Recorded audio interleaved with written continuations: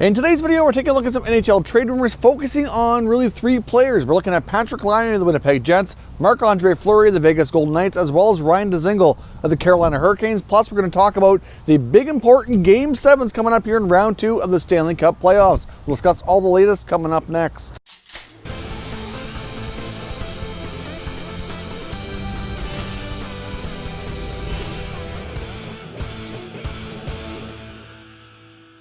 So welcome back to another video here at Top Shelf Hockey. We're once again recording here downtown in Fredericton, New Brunswick, outdoors. I hope you're enjoying the scenery here. As I mentioned before, we have had great feedback on these videos, so certainly let me know what you think, and we'll try to keep these going as long as we can, as long as we have nice weather. Might even do some into the winter too, depending on how things go as well. So we'll see how things go, and I hope you'll also join me tonight for a live stream for Game 7 between the Golden Knights as well as the Vancouver Canucks. Of course, that's a pretty good segue to kick things off with our Game 7 previews. Let's get on to what we're looking at tonight. We've got some big games between tonight and tomorrow to finish out the second round of the NHL playoffs. We have the Dallas Stars and the Colorado Avalanche going at Game 7. We also have the Vegas Golden Knights and the Vancouver Canucks, and then of course the last and final Game 7 will be the New York Islanders and the Philadelphia Flyers. We had all these series at 3-1 at one point, and we've seen a bunch of these teams battle back to force Game 7. It's going to certainly be very interesting, of course, with the Avalanche and the Dallas Stars. We've seen the Avs come back alive with Michael Hutchinson in goal. I'm sure many of us would have predicted that when back earlier in the year when he was with Toronto and couldn't buy a win. It certainly appeared that he was on his way out of Toronto and really didn't know what his remainder of his NHL career was going to hold, but he found a spot in Colorado as a number 3, and due to injury, he's in there holding his own and doing quite well. So we'll see if they can get through Game 7 here. I think the Avs have the momentum. Dallas was playing exceptionally well for a good stretch, but the Avalanche kind of found their game here. So we'll see what happens. It's going to be a very interesting, entertaining hockey game. I hope we get lots of goals here. I know that's been a high-scoring series, but things have tightened up in the last little bit. So we'll see what happens. Can Nate McKinnon and the Avalanche pull off the comeback and make their way to the conference final? Stay tuned. I guess we'll have to see what happens. Same thing with Vegas and Vancouver. The upstart Vancouver Canucks have battled their way back in again with an unlikely hero and backup goalie Thatcher Demko. Of course, Demko is another guy we wouldn't have predicted would be playing in such a huge game here. Obviously, Jacob Markstrom was the team's MVP for Vancouver this year, and obviously he's a huge part of their success and helped get them where they are in the playoffs. But I know with a lot of question marks over his future with the team and Demko, and what do they do in free agency? Do they re-sign Markstrom? I think they might have their answer here. They've seen how ready Demko actually is. I mean, Demko had some good spells during the regular season, but he also had some rough patches, and I think a lot of that probably has to do with the fact that he's still young, still kind of going through the early stages of his pro career, and he wouldn't have been used to playing as much as he was because he had a big workload at one point when Markstrom was injured, but obviously he's shown in these playoffs that the pressure is not getting to him, and he appears to be ready for the big stage. That could impact free agent negotiations with Markstrom. Would not be shocked if they maybe end up walking away after all, even though I thought all along the odds would be really good that he re-signs, but you can't help but wonder how that's going to impact things. But Vegas appears to be kind of getting frustrated, especially a guy like Mark Stone, Max Pacioretty. They looked incredibly frustrated at times because they were unable to beat Demko. You heard Mark Stone in an interview between periods as well kind of say they had to keep trying, and you could tell the frustration was building. Like, Vancouver's in their heads right now, and Demko's really getting to these top guys for the Golden Knights. So right now, I think all the pressure is on Vegas. Right now, Vancouver is a team not really expected to be here. They're overachieving a little bit more than most people thought. And Vegas, all the pressure's on them. They've been a top team this whole time. They came in, they grabbed the top seed in the round robin tournament, and really for the most part, they've been really one of the best teams in the NHL since they returned to play. And now they find themselves in a critical Game 7 against this upstart team. So personally, I think the edge kind of goes to the Canucks, but can the veterans on the Vegas side kind of solve the rookie goaltender and guys like Quinn Hughes and Elias Pettersson, who've been playing extremely well for Vancouver? I mean, Hughes is on his way here, for rookie defensemen, setting records, like making it look easy at that. So this Vancouver team has a bright future, and we'll see how quickly they can add to their resume. Can they get a Game 7 victory and go to the conference finals?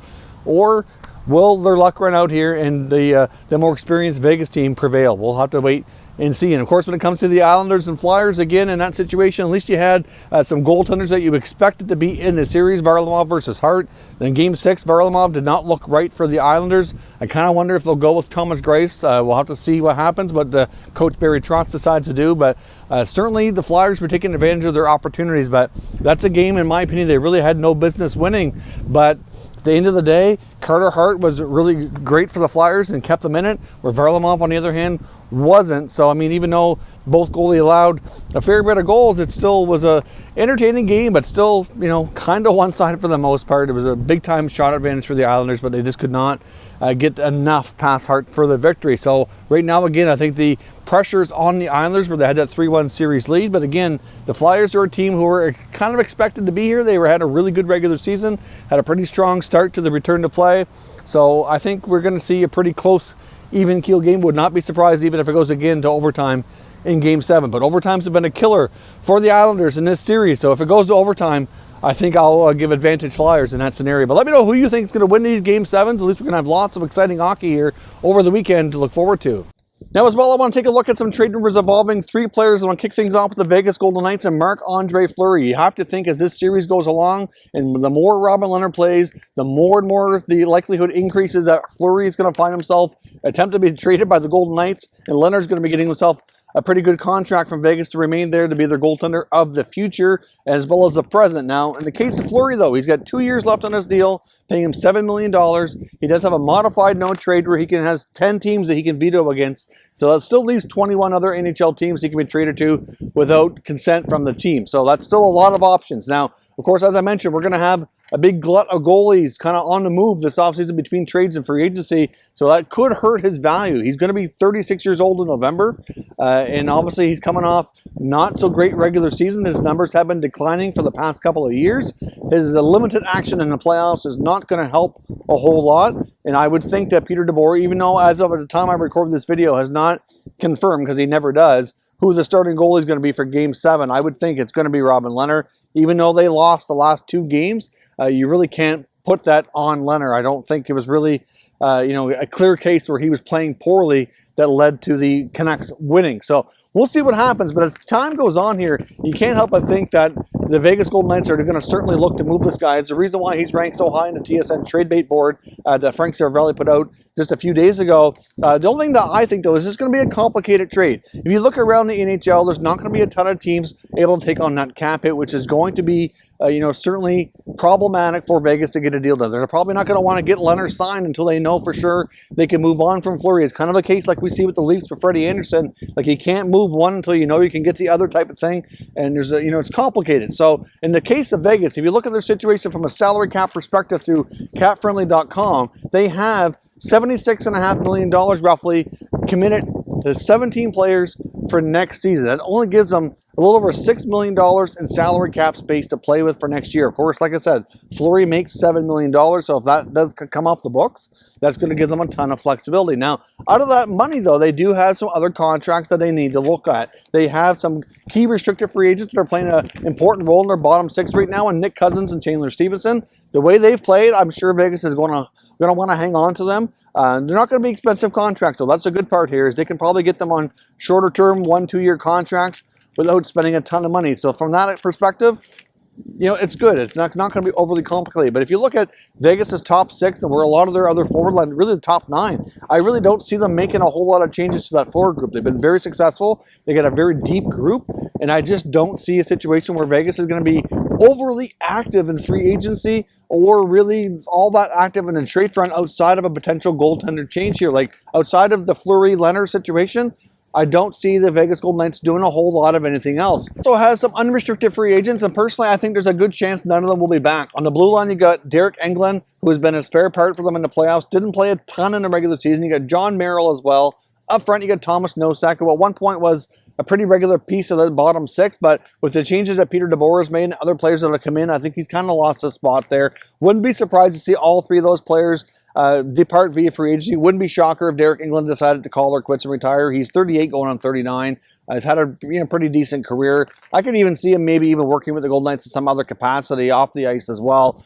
He's obviously already lived in the area before Vegas even became a franchise, so I can see something being worked out there. But the good news is they don't really need to replace those guys, because really for the most part they have internal pieces on entry-level deals who can come in and take those spots. Like the Nosek spot could probably go to Cody Glass on a full-time basis next year, so that slides in easy enough. On the blue line, they've already got 6 other D besides Englund and Miller who can play on a regular basis. I mean, you get Nate Schmidt, you get Shea Theodore, Alec Martinez, Braden McNabb, Nick Holden, Zach Whitecloud. You've got Nick Hague and ELC who could be the number 7 guy. Like, they really don't need to add or do a whole lot there. So all of the contracts that are going to basically be going out can be replaced with entry-level deals. The only question mark for Vegas is goaltending. So if they can find a trade for Fleury, I can see them making that happen and giving Leonard a little bit more term and probably even getting him signed a little cheaper than the $7 million that they're already paying to Fleury. I could see maybe a $5 to $6 million deal for maybe 3 or 4 years, something to that effect. I'm not sure exactly what Leonard's going to be looking for, but to me, that's a deal that I think they can work out given everything gone on with the economics of the NHL that we've been through here in the past 5 or 6 months. So let me know what you think down below. Give me some trade possibilities though for Fleury. I mean, he's ranked high on the NHL trade bait board. Clearly, it's getting more and more apparent he's going to be dealt. It's just a matter of where he goes. Because of all the goalie options though, I think it's going to be complicated. So let me know where you think is a good landing spot for the Flower.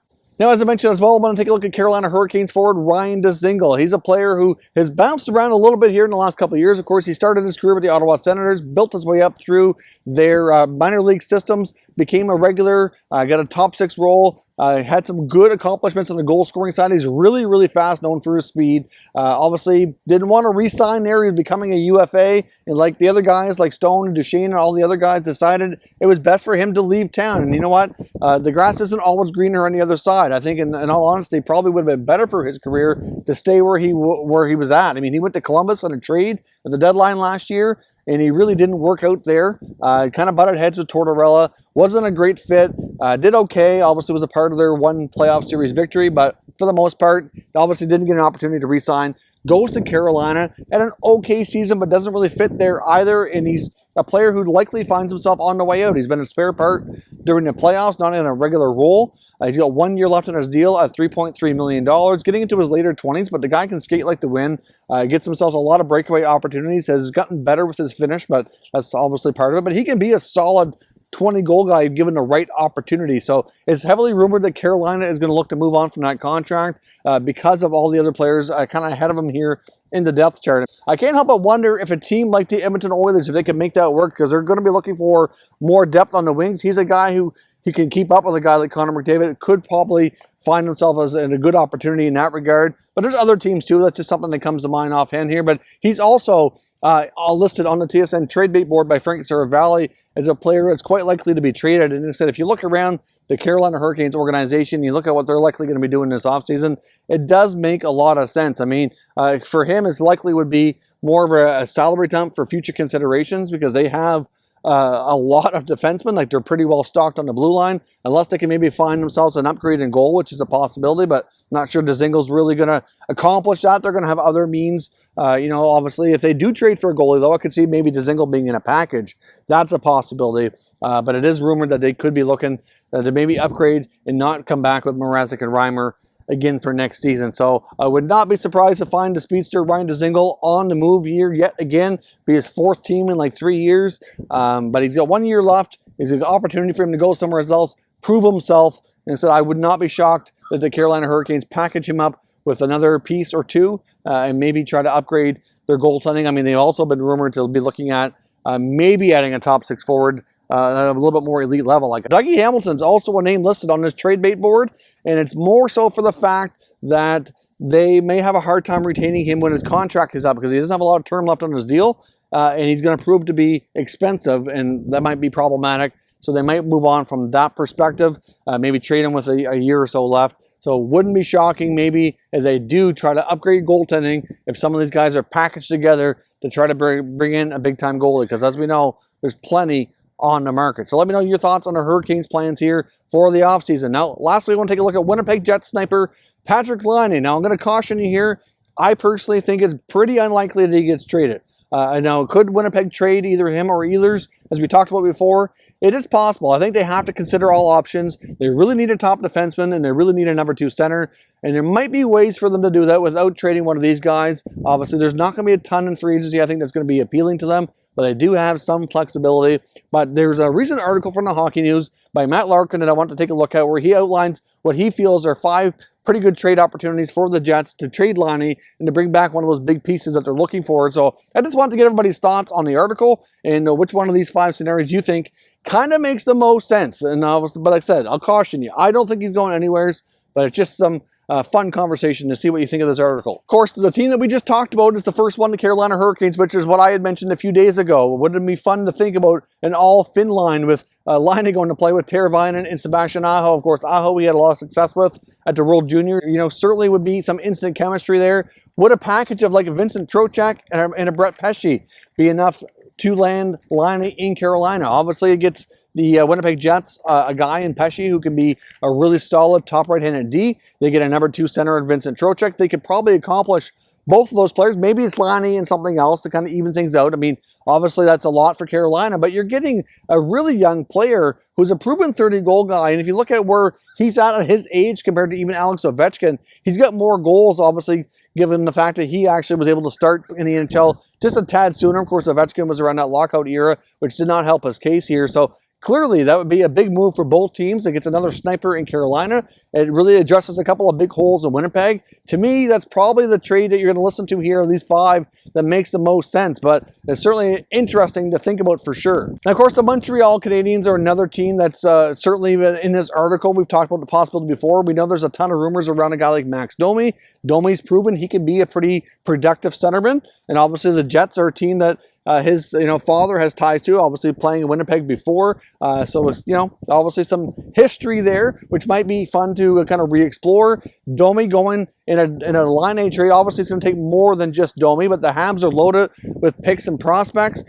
Maybe they throw in one of their defensive prospects. Clearly, Winnipeg could use an extra defenseman. Obviously, they're not going to part with a guy like Romanov. I mean, that's pretty unlikely. But if Montreal could add a guy like Laine to their lineup here, I mean, he's got the size, he can score. He's exactly what Montreal could use. That would be huge for them. But to give up Domi, they're going to have to give up multiple picks and prospects, I think, to go along with that. But certainly another fun possibility. We talked about last year, the possibility of Bergevin going after Laine as an offer sheet target. Of course, that's not going to happen this summer because he's signed under contract at the moment. But certainly another fun possibility. I know Habs fans probably would enjoy the idea of having Laine with their organization. So let me know what you think of that trade opportunity. And obviously take a look at the Dallas Stars, who even though they've exploded for more goals against the Avalanche here in this playoff series than we've expected, for the most part, they're a lower scoring team and could certainly use a bit of a shakeup, we'll say, within their top part of their lineup. I mean, even though they've had some success, you kind of wonder, especially if they lose Game 7, there's going to be some more question marks about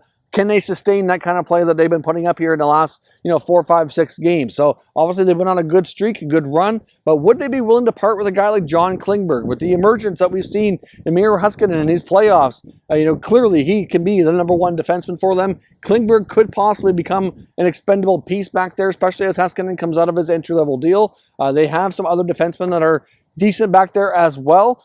So it's, it could be a scenario where you get Klingberg and something else could possibly bring you Patrik Laine down to Dallas. I mean, to me, it's a little less likely than the other scenarios we presented, but it's a fun example to think about. I think the Dallas Stars could be, greatly benefited from adding a sniper, might help them be more offensive on a more consistent basis. But let me know your thoughts on that trade proposal. Of course, you have the New Jersey Devils. The upstart Devils would be fun to think about Laine playing with a guy like Jack Hughes. But you know what? If you're going to have Laine with Hughes, that trade's probably going to cost you centerman Nico Hischier, who signed a long-term contract, pretty cost-effective, something the Winnipeg Jets could handle. And obviously, he could be their number 2 center for a long time. Widely regarded as a pretty decent two-way center, especially given his age. So obviously, it's going to probably take more than Hischier, I would think. It's probably going to be Hischier plus something else to do that trade. But still, New Jersey would be another team who's on the way up, trying to find some young pieces to kind of help get them there. Another fun thought, maybe they also look to include a guy like Damon Severson with New Jersey. Obviously, he's a pretty decent defenseman, could help the blue line with Winnipeg. And even if New Jersey thought Hischier and Severson was too much, maybe there could be something else in there to kind of even things out. But I mean, like I said, to get Laine, you're going to have to pay a lot to get him. He's young, he's offensive, it's not something that comes along every day. That's why I really don't think we're going to see him traded, period.